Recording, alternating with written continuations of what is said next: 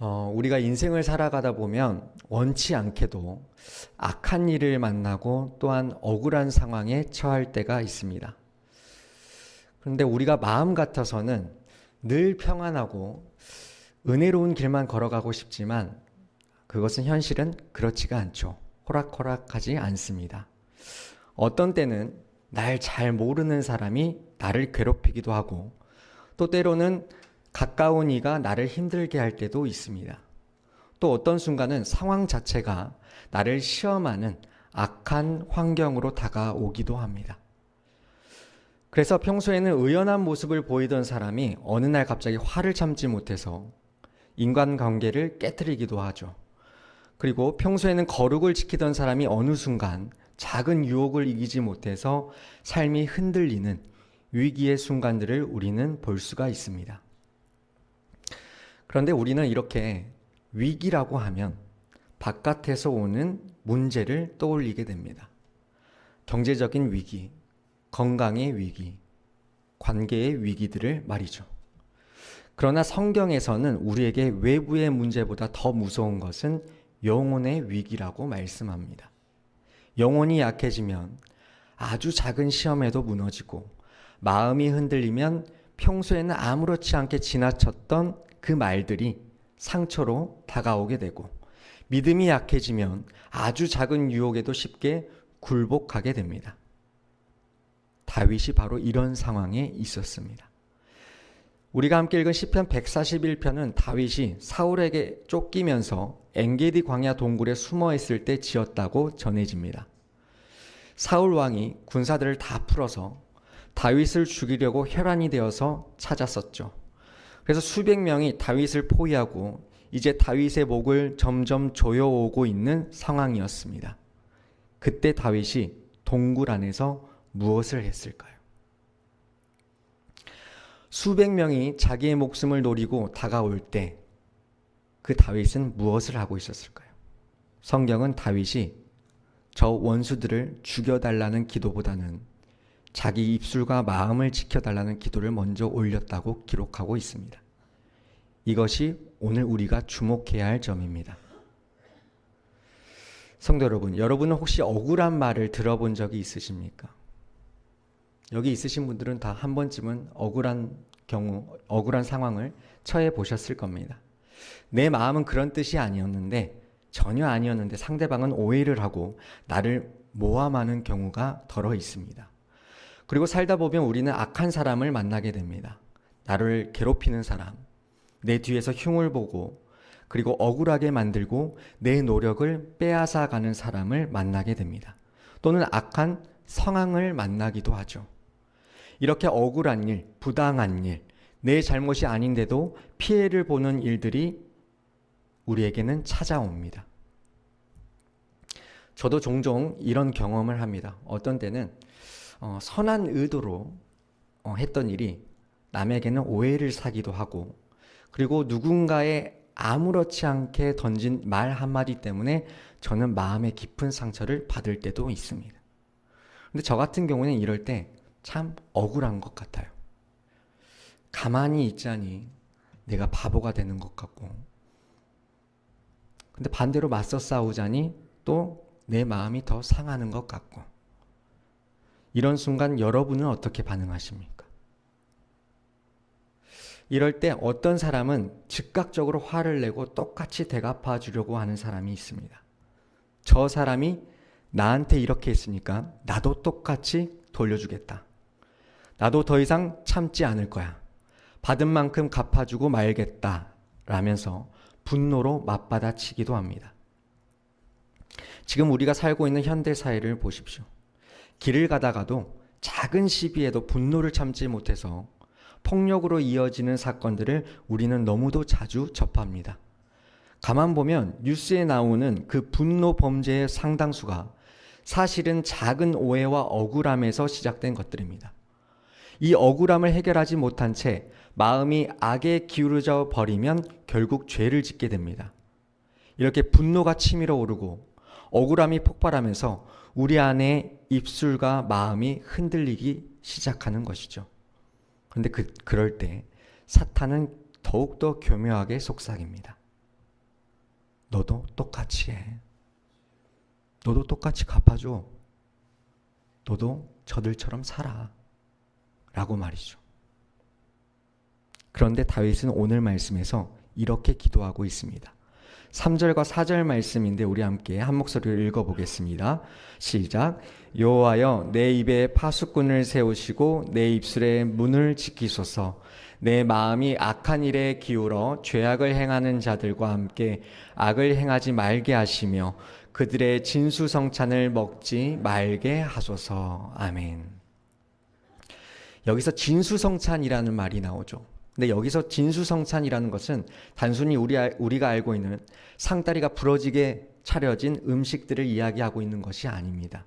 바로 죄가 가져다주는 달콤한 유혹, 불의로 얻는 이익들, 악한 사람들과 함께하는 일시적 즐거움을 뜻합니다. 그런데 이러한 것들의 공통점이 무엇이냐? 바로 내면에서 오는 것들이라는 겁니다.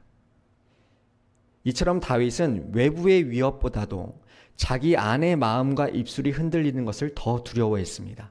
그래서 다윗은 원수의 칼날보다 자기 영혼의 빈궁함을 더 무서워하며 이렇게 기도했습니다. 8절 말씀인데 주 여호와여 내 눈이 주께 향하며 내가 주께 피하오니 내 영혼을 빈궁한 대로 버려두지 마옵소서. 아멘. 이렇게 우리 그리스도인들이 악한 일을 만났을 때 꼭 필요한 것이 있습니다. 그것은 바로 마음을 빼앗기지 않는 것입니다. 다시 말해서 악한 일을 만날 때 가장 먼저 싸워야 할 대상은 내 앞에 있는 상황이 아니라 저 상대방 사람이 아니라 바로 내 마음이라는 것입니다. 왜냐하면 내가 마음을 빼앗기게 되면 나도 악을 행하는 자와 똑같아지기 때문입니다. 우리는 여기서 모세와 다윗의 삶을 떠올릴 수가 있죠.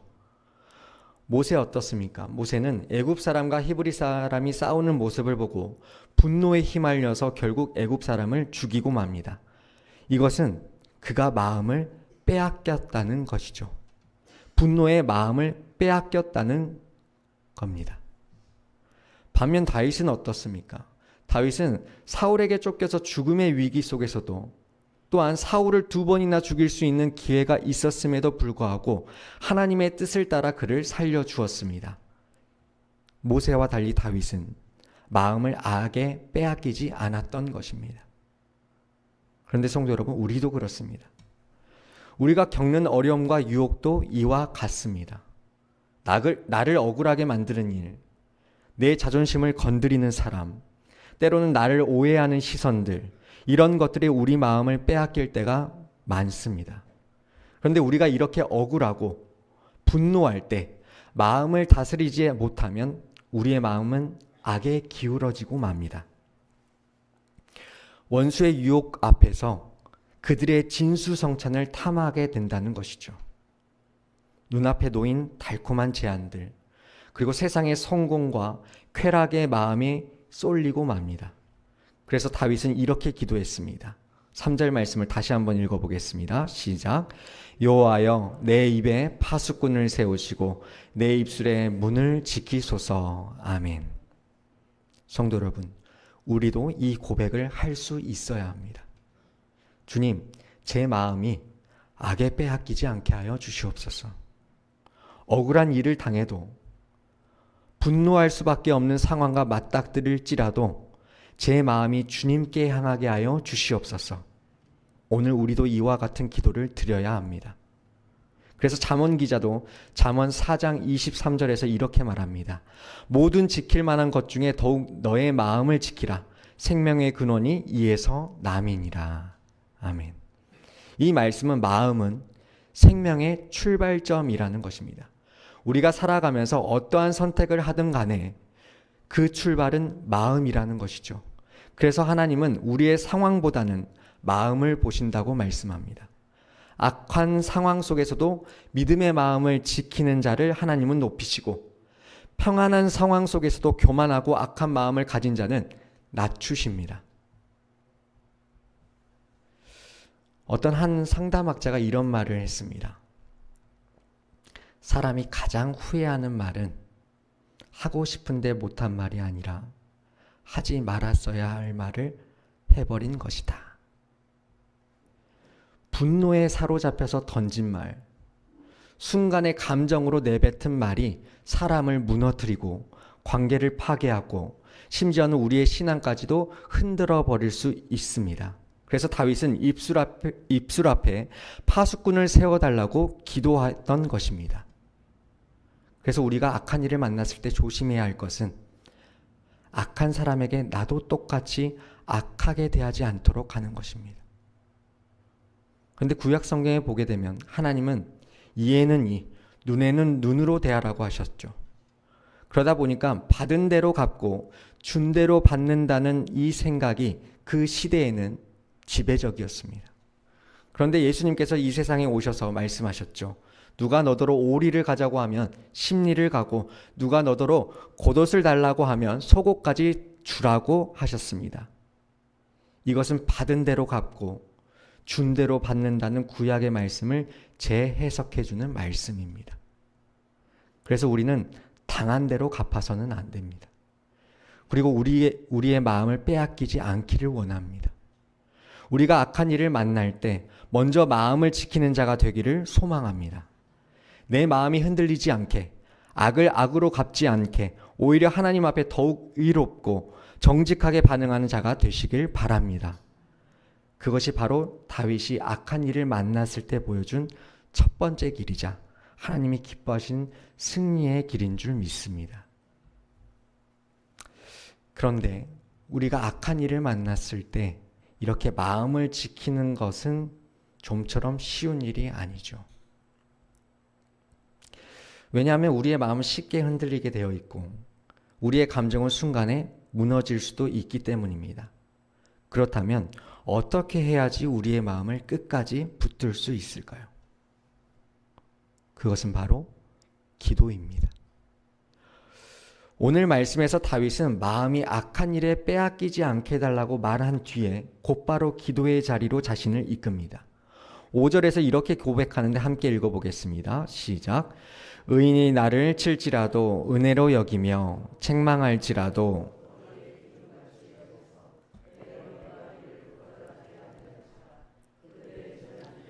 내가 항상 기도하리로다. 아멘. 여기서 다윗은 중요한 고백을 합니다. 내가 항상 기도하리로다. 악한 일을 만났을 때, 억울한 상황을 당했을 때 다윗은 분노를 행동으로 옮기지 않았습니다. 그는 먼저 무릎을 꿇었죠. 그의 분노와 억울함을 하나님께 토로했습니다. 이처럼 악한 일을 당한 상황 속에서 마음을 지킬 수 있는 가장 실질적인 방법은 바로 기도하는 것입니다.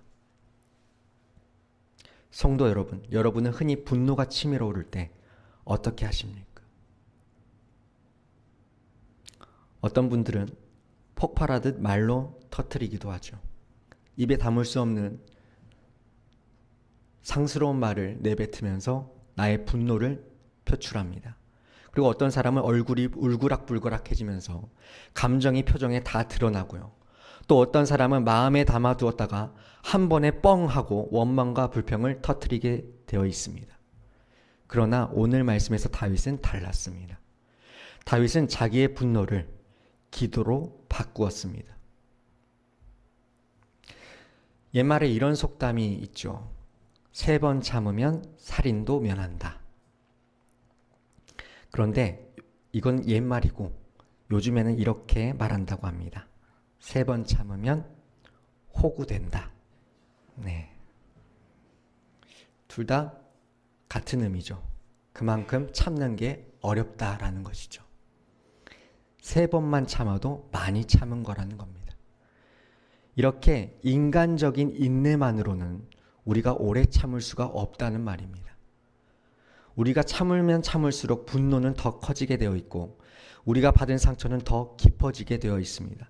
그래서 그 분노를 잠재울 수 있는 길은 오직 기도뿐입니다. 그래서 우리는 억울할수록 기도해야 합니다. 분노가 치밀어 오를수록 기도해야 합니다. 사람들에게 말하기 전에 하나님께 먼저 말을 해야 합니다. 다윗은 지금 자신을 모함하고 억압하는 이들을 보면서 그들이 지금 다가오는 것을 보면서 기도의 자리로 나아가고 있습니다. 이처럼 기도는 단순히 그 문제를 회피하는 행위가 아니고 기도는 하나님께 맡기는 결단이며 내 감정을 토로하는 통로입니다. 그런데 우리는 고난을 당할 때 자연스럽게 사람들을 찾아갑니다. 누군가에게 내 억울함을 하소연하고 누군가가 내 편이 되어주기를 원합니다. 하지만 인간은 완전한 위로자가 될 수가 없습니다. 들어주는 것 같아도 결국에는 자기 이야기로 흘러가고 위로해 주는 것 같아도 오히려 상처를 덧내는 경우도 많습니다. 그러므로 진정한 위로는 하나님께 드리는 기도 속에서 옵니다. 그래서 다윗은 5절 말씀에서 그들의 재난 중에도 내가 항상 기도하리로다 라고 말합니다. 그런데 여기서 항상이란 단어가 나오죠. 근데 여기서 항상은 우리가 흔히 알고 있는 단순한 시간의 개념이 아닙니다. 이 항상이라는 것은 우리의 삶의 태도를 의미합니다. 다윗은 상황이 나아질 때까지 기다렸다가 기도했다는 것이 아니라 상황 한가운데서도 기도했다는 것입니다. 이처럼 기도는 내가 억누르고 있는 이 감정을 꾹꾹 눌러 참기 위해서 인내하는 시간이 아니라 지금 나의 감정을 하나님께 바로 올려드리면서 거룩하게 하나님께 분출하는 시간이 바로 기도하는 시간입니다. 성경에 보면 한나가 자녀를 갖지 못해서 고통받을 때 성소에서 하나님께 통곡하며 기도했습니다. 사람들은 그녀를 술에 취한 줄 알았지만 그 기도는 하나님의 마음을 움직였죠. 그래서 결국 사무엘이라는 위대한 사사의 어머니가 되었습니다. 이렇게 기도는 환경을 바꾸는 힘이자 무너질 뻔한 마음을 다시 세우는 은혜의 자리입니다. 그런데 5절 말씀에서 다윗은 놀라운 고백을 하나 더 합니다. 노란 글씨로 써져 있는 것처럼 의인이 나를 칠지라도 나는 그것을 은혜로 여기며 나를 책망할지라도 나는 그것을 머리에 기름같이 여기겠다라고 말합니다. 그런데 이게 얼마나 어려운 고백인지 아십니까? 내가 미치도록 억울한 일을 당하고 있는 상황에서 누군가 와서 나를 훈계하며 책망하고 잘못을 지적할 때 대부분의 사람들은 그 말을 거절하고 무시합니다. 듣기 싫어하죠. 지금 내가 얼마나 힘든지 알지도 못하면서 당해보지도 않고 뚫린 입이라고 그렇게 무슨 말을 그렇게 쉽게 하냐 라는 생각이 우리 마음을 가득 채웁니다. 그런데 다윗은 의인의 책망을 머리에 붓는 기름같이 여기겠다라고 말합니다. 여기서 고대 이스라엘에서 머리에 붓는 기름은 존귀함, 축복, 치유를 상징한다고 전에도 말씀드렸었죠. 이처럼 다윗은 책망을 하나님의 축복으로 여기겠다라고 고백한 것입니다. 성도 여러분, 기도는 단지 나 잘되게 해달라는 부탁이 아닙니다. 기도는 나를 바꾸는 시간이고 나를 하나님의 뜻에 맞추는 시간입니다. 그래서 진짜 기도하는 사람은 책망을 달게 받을 줄 알고요. 하나님께서 나를 훈련하시고 다듬으시기 위해서 고난을 주신다라고 그것이 은혜라고 깨달을 수 있는 사람입니다. 그런데 오늘날 우리의 기도는 어떻습니까? 여러분들이 하고 있는 기도는 늘 나의 뜻만 이루어 달라는 요구에 그치고 있지는 않습니까? 이런 이야기가 있습니다. 미국의 링컨 대통령이 남북전쟁으로 수많은 비난과 그리고 반대를 받았습니다. 그래서 전쟁의 책임자로 늘 지목되면서 사람들에게 손가락질을 당해서 늘 외로움 속에 살아왔습니다. 그런데 그럴 때마다 이 링컨 대통령은 기도했다고 합니다. 그러던 어느 날 한 장관이 이 링컨을 찾아와서 대통령님, 하나님이 우리 편이 되시도록 기도해야 하지 않겠습니까? 라고 말하자 이 링컨 대통령이 이렇게 대답했다고 합니다. 아닙니다. 중요한 것은 하나님이 우리 편이 되는 것이 아니라 우리가 하나님의 편에 서 있는 것입니다. 성도 여러분, 이것이 기도의 본질입니다. 기도는 하나님을 내 편으로 끌어들이는 수단이 아니라 내가 하나님의 편에 서도록 만드는 힘입니다. 다윗처럼 주님, 제가 악에 물들지 않게 하여 주시옵소서, 제 마음이 흔들리지 않게 하여 주시옵소서, 필요하다면 저를 책망하여 주시고 바른 길로 인도해 주시옵소서라는 고백이 우리의 기도가 되어야 합니다.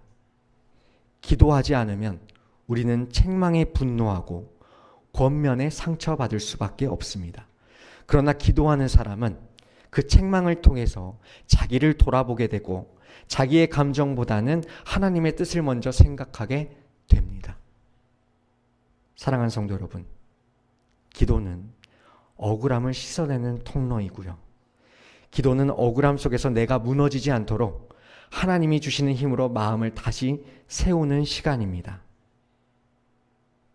억울한 일을 당했다고 내 입을 열지 마시고 기도로 먼저 하나님 앞에 내 마음을 여시길 바랍니다. 사람의 말보다는 하나님의 음성을 먼저 들으시길 원합니다. 기도 속에서 나의 억울함을 푼다면 그 억울함은 성숙의 통로가 될 것이고 오히려 그 하나님이 나를 높이시는 기회가 될 것입니다. 성도 여러분, 기도 없이는 내 앞에 있는 이 고난은 지나갈 수가 없습니다. 기도 없이는 지금 내 마음을 지킬 수 있는 방법이 없습니다. 기도 없이는 내가 성숙한 그리스도인이 될 수가 없습니다. 오늘 말씀에 그들의 재난 중에도 내가 항상 기도하리로다, 이 다윗의 고백이 오늘 우리의 고백이 되기를 간절히 소망합니다. 그리고서 이렇게 기도의 자리로 나아간 다윗이 악한 일을 만났을 때 마지막으로 선택한 길은 바로 주님께 피하는 것이었습니다. 8절부터 10절 말씀인데 우리 함께 8절부터 10절 말씀을 읽어보도록 하겠습니다. 시작. 주 여호와여, 내 눈이 주께 향하며 내가 주께 피하오니 내 영혼을 빈궁한 대로 버려두지 마옵소서. 나를 지키사 그들이 나를 잡으려고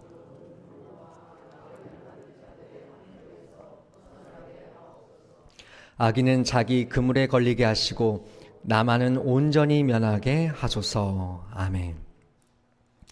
다윗은 아까 말씀드렸듯이 지금 외롭고 사방이 자기의 원수들로 가득 차 있는 상황이라고 말씀드렸습니다. 그리고 자신을 노리는 함정과 올무가 이미 놓여져 있는 것도 다 알고 있는 상황입니다. 그러나 이때 다윗은 사람에게 기대지 않았습니다. 자신의 든든한 군사력에도 의지하지 않았고요.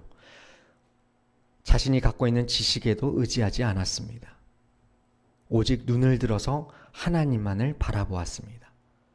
왜냐하면 그 함정과 올무에서 벗어날 수 있는 길은 오직 하나님께 있다는 사실을 알고 있었기 때문이죠. 그래서 다윗은 분명히 말하고 있습니다. 내가 주께 피하오니. 전쟁에도 능한 용사였던 이 다윗이, 전략과 전술에도 밝았던 이 다윗이, 또한 뛰어난 장수들도 무수히 지니고 있던 이 다윗은 칼이나 창을 믿었던 것이 아니라 하나님을 믿었습니다. 그래서 시편 18편 2절에서도 이렇게 고백합니다. 여호와는 나의 반석이시오 나의 요새시오 나를 건지시는 이시오 나의 하나님이시오 내가 그 안에 피할 나의 바위시오 나의 방패시오 나의 구원의 뿌리시오 나의 산성이시로다. 아멘.